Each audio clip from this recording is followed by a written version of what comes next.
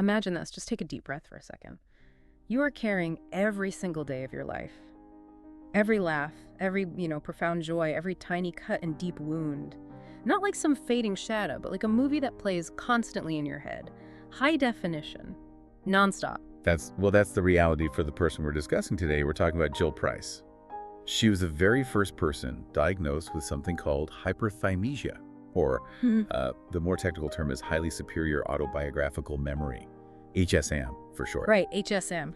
And in her case, it didn't just add a little note to memory science. It basically smashed the existing textbooks. It forced neuroscientists to completely rethink how we store our pasts. Absolutely. I mean, for Jill, she can instantly access details about every single day since she was 14. Just think about that complexity, the date, the day of the week, the weather. Or who she talked to. Yeah, it's this kind of uncompromising level of detail. It's almost haunting when you think about it. So our mission in this deep dive, really, is to dig into the source material we have. We want to understand the reality of this seemingly perfect memory, both sides of it. We need to get past the sort of sensational headlines you sometimes see. We need to look at the anatomical findings, sure, but also really grasp the emotional cost. Is this thing a gift? Or is it actually a relentless psychological curse? Okay, let's get straight into it then. The structure of this unforgettable truth. For most of us, right, our memory is mercifully selective. It's kind of like a tapestry. Yeah, woven over time. Exactly, with frayed edges, faded colors, maybe huge chunks just gone. We call that normal. And that normal fading, that's kind of our psychological armor, isn't it? It protects us. But for Jill, her memory isn't a tapestry. It's described more like a meticulously organized gallery of portraits. Oh, interesting comparison. Yeah, all sharp, all unblinking, none ever fade to black. And she said this ability seemed to start around age 14, specifically around the time her family moved to Los Angeles. Huh. So that move was like a trigger. It seems like it. Like a mental bookmark, maybe? Yeah. From that point on, the perfect record begins. And the precision is just, it's unnerving. The sources say if you give her a random date, say March 14, 1988, Okay. she doesn't just know it was a Monday. She can tell you exactly what she ate for dinner that night. Maybe a conversation she overheard in a hallway, even the weather forecast. Wow. It's an almost unimaginable scope. But here's the paradox. And the sources really hammer this home. This isn't some superpower you'd necessarily envy. Right. Because while there's maybe some pleasure in perfect recall, that sharpness, it's constantly cutting against the agony of perpetual pain. Jill actually describes her mind as swirling, like a nonstop broadcast that she just can't mute. So the past isn't just back there on a shelf somewhere. Yeah, it's active. It's a present reality for her, constantly intruding. That's the part that really hits hard, I think, because we all kind of intuitively know that forgetfulness is, well, it's key to sanity, right? We rely on time to dull the edges of bad stuff. Tragedy, humiliation, conflict. Exactly. Time heals, or at least softens. But for Jill, every humiliation, every moment of fear, every single heartbreak is relived. Relived with the same chemical intensity, the same pain, as if it were happening right now, today. The emotional toll is just staggering. And we see this really vividly in the sources when they talk about her personal struggles. Take her relationship with her mother, for instance. It was apparently quite fraught. Lots of criticism, emotional strain. Okay. Normal memory might kind of suppress that, or at least put it in perspective over decades. But for Jill, those were scars that time just couldn't touch, couldn't heal.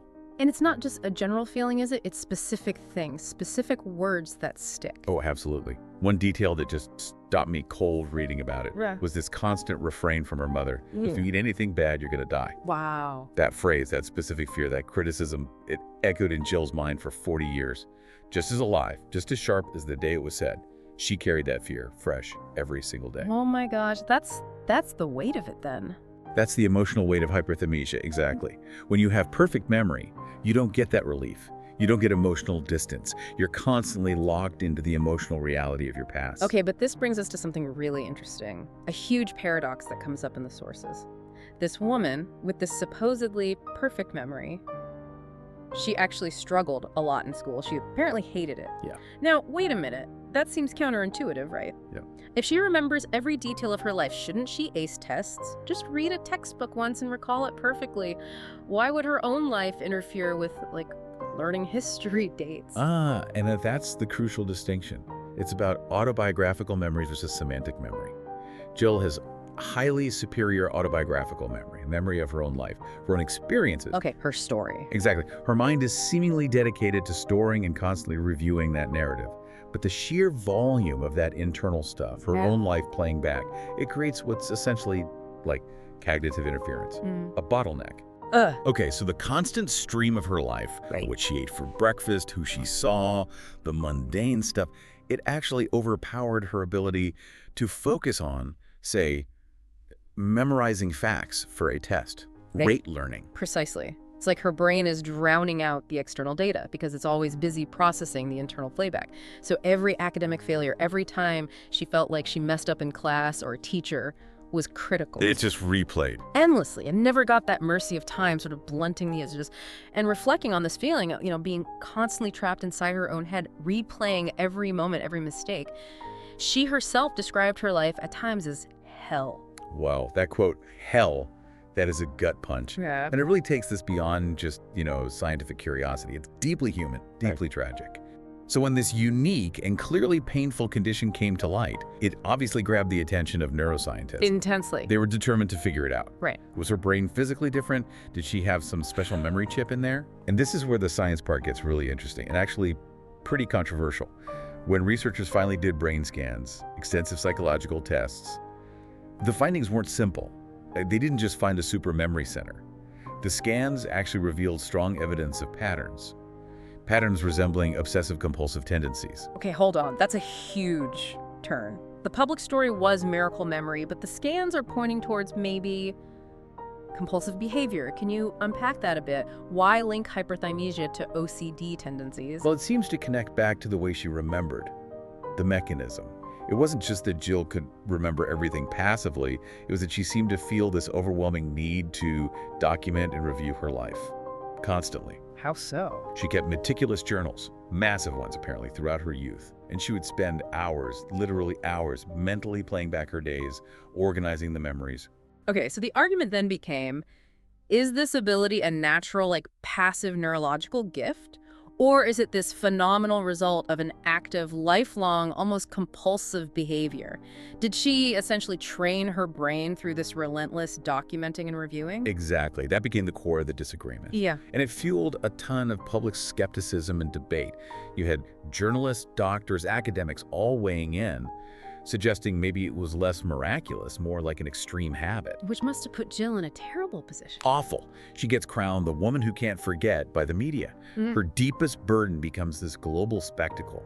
She had book deals, TV appearances, sure, but she talked about feeling exposed, reduced to just a curiosity. While her reality was dealing with these intense, private psychological storms. Right, and on top of managing the internal torment of the memories themselves, she now had to deal with public scrutiny, defend her own truth, deal with people who didn't believe her, try to correct the record, prove experts wrong sometimes, all while that internal movie was still playing nonstop. The media glare just added this huge layer of stress. It sounds absolutely exhausting, just utterly draining. And yet this is where the story takes another turn, isn't it? It pivots from this personal struggle, this tragedy almost, into something, well, inspiring. Jill chose not to just shrink away from it all. She actually channeled this overwhelming struggle into something bigger, a mission. She really did. Instead of just retreating from this world that was, frankly, sensationalizing her condition, she reached out directly to neuroscientists, like James McGaugh at UC Irvine. She sought understanding, not just for herself, but to find out, are there others like me, suffering silently? Wow, that takes courage. Immense courage. And her doing that fundamentally changed memory research. Her case didn't just add a chapter. It, like you said, it cracked open a whole unexplored world. So because Jill Price was brave enough to share her story, her reality, Hyperthymesia went from being this weird one-off anomaly to a genuine established area of serious scientific research. And that directly led to finding dozens of other people with HSM. It opened up new frontiers in memory studies. and she wrote a book about it too, right? Yes, The Woman Who Can't Forget. She shared her journey, the intense weight of it all. And by revealing that dark side of perfect recall, the agony, the compulsion, the constant noise, she really ignited empathy, I think, awareness, and fundamentally dismantled that easy idea that being gifted means life is simple. Her journey really is the definition of turning trauma into impact. She showed the world that sometimes the most extraordinary paths are wrapped in the most profound difficulties. And that resilience isn't about forgetting the past, is it? It's about choosing how you relate to it. That really is the core lesson, I think, that we can take away for you, the listener, from this deep dive. Traditional wisdom tells us our memory blurs over time precisely to protect us, to allow for healing. Right, that psychological armor we mentioned. Exactly.